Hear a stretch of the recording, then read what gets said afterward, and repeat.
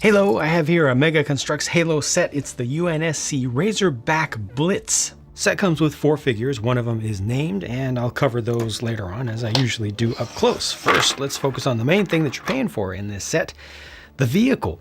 This has a much better build than I expected. Honestly, I was strongly biased against the Razorback in universe before Infinite came out just because, like, do we really need another Warthog that's not called a Warthog? You know, I'm just, the Warthog and Halo, they just go together and you just don't mess with that formula.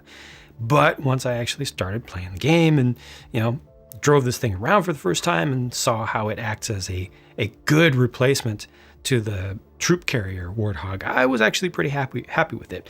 And as I got to building the Mega Construx version of it here, I was pretty happy with that as well. There's a big surprise here though, something I definitely was not expecting at all. That is how the suspension works. You see that this whole thing is lifted up off the ground right now. It has good ground clearance. Well, you can also do this. You can also get kind of slammed down and then stay that way. Or can put it into this kind of a position and you can see that the rear just drooped down. So it's primarily droop suspension that they've set up here. By default, if you just like push the thing down onto the ground, it will stay down. You don't get, sorry about that, you don't get that springy feeling that I would have expected for working suspension for a toy, but you are able to just pick it up and leave it like this and it will stay in this form. Or if you want to pose it, it's very easy to get it into this form. It's not trying to roll forward or back. So it's an interesting, different choice. I believe that's the first time that Mega has done that in particular. They do have rubber bands for the independent suspension. You can see it down in there, but yeah, again, just different than before. This is Mega Construx, and it is the 2020s, so no stickers whatsoever. And it has some pretty good prints on it that I'm actually completely satisfied with. It didn't need to have as many probably as it does, and that includes getting down in here. If I can get a look at that, it's a little dark in there. Yeah, the console print down in there. In the center console print, and you got a suggestion of a e-brake over there on the side. Now, in terms of getting figures in there, just a little bit of a squish, but nothing too major to get them into the driver's seat or the passenger seat. I can't really get it to lean back, but that's okay, that's fine. Then in the back, you can expect to fit 2, maybe 3 people sitting down. It's nice that they've got the little bit of roll bar element down here that's easy to grab onto, or you can also grab onto the bar down the center. Of course, most of this upper surface is also studded, so you can just have the feet directly attached if you want to have one standing up or primarily attached that way. But I do recommend having a hand grabbing onto something as well, just so it won't fall off too easily. I'd say if there's any miss with the design of this model, it's that there's not a good, clear, easy way to attach multiple weapons onto the back of it. However, you can rotate these things out, and that gives you an anti-bar, a bar-sized hole opening, which you can move around a little bit, and you could potentially attach the handle of many weapons into that. Here's a quick look at the official alternate model for this. They've got digital instructions online as usual. This is going to leave a ton of parts behind, but it is a pretty good trick to turn essentially a Warthog into a bit of a fire base, with a little bit of barrier there. It's not particularly tall, but then a good sized turret structure. And they also have kind of a mech suit to hook up with one of the figures. Looking at figures, this is a brand new variation of Spartan Kelly, and I like the colors there, especially the practically champagne gold accent color. But for a named character overall, this one feels just on first impression a little bit plain. I guess this is one of the ones where I would love to see a little bit of wash or dry brush or something. Just to bring out some detail. I know I can't ask for that in a low-end set like this, but yeah, it just feels a little bit plain to me. Maybe I'm alone in that, but that's how I feel, so that's what I'm going to tell you. Comes with just the shotgun for this one. Of course, you can mix the weapons up as you wish. Here's an unnamed Marine. This one actually looks better to me. There are more colors involved with it. It also has 2 paint applications to the helmet there. The brute or banished version of a plasma pistol I don't think is canonically correct. Here's a battle rifle to go with it, but just overall, it's a pretty good looking figure. I think that just in general, those semi-translucent red Covenant styled weapons that they've come out with this season just generally don't look great. And yes, of course, you got the removable helmet.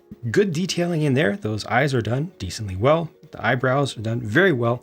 And this is one of those that has the modern feet that can be rotated side to side. And speaking of feet and side to side, this Brute Warrior has an obvious problem.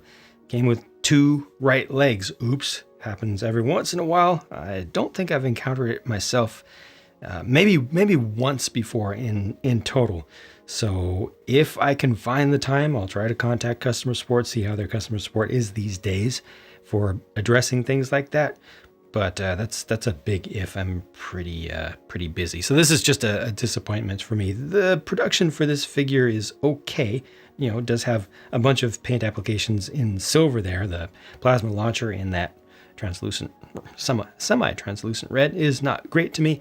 I also do not like this super pale skin tone for a Brute. Just doesn't work for me. Also, it really highlights, I don't know, are the proportions of the helmet right? I think they are, but having the face be so bright underneath, I don't know, it feels like it comes from Ridley Scott's, you know, Prometheus Aliens universe or something. It's just so uncanny in there. Yeah, it's like a ghost of Gary underneath, and it's just overall doesn't work for me. There's some good things here, but some bad things. One of them's obvious, and the others are a little more nuanced. Grunt Mule, I don't think we can get too many of these. I think it was a really good addition to the game, and I think Mega has done a good job here with the helmet, multiple paint applications, and then also the combined armor and backpack. Now the weapons back there, you got 2 shock rifles and the somewhat flexible spike grenade so that it doesn't break off too easily. Again, those have that translucent red color, which I'm not a fan of, but you know, you can obviously swap those out. But yeah, I think that overall Mega has done a good job here with the production of this figure. It looks right, and I'm glad that it actually holds real weapons. They're not just molded in. So all this works out just probably better, I think, than it needs to, except for the face underneath, which, you know, it's not going to show good definition. They never do unless you add your own wash to these. These look best, I think, with some of the darker colors, but this is intended to have the helmet on, so I completely forgive it, and it doesn't bother me that I can see just a little bit of light through the eye hole. This is fine. I paid $30 US when this came out, and since then I've seen it regularly discounted by about 20%.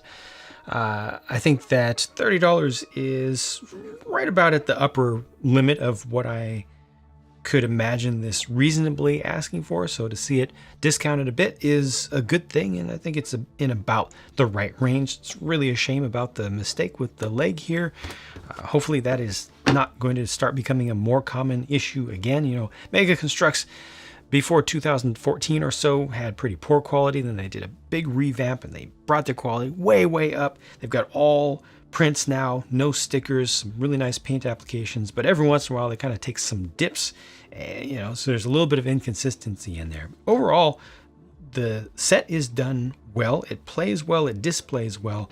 Still a little bit torn about the suspension system. It is very good for display, especially in dioramas, you know, going over terrain and such. For play, it's fine. It's not what I personally expect and what I personally like out of working suspension in toys and models. I want to be able to squish and then it pops back up, squish and then it pops back up. It's just what I want, you know, that ability to test the suspension, to feel it like that. And this kind of robs me of that experience personally. It's completely subjective. There are a lot of good things about this. Some maybe not so much. Overall, good set, I think. Let me know what you think in the comments, and I'll talk to you again soon.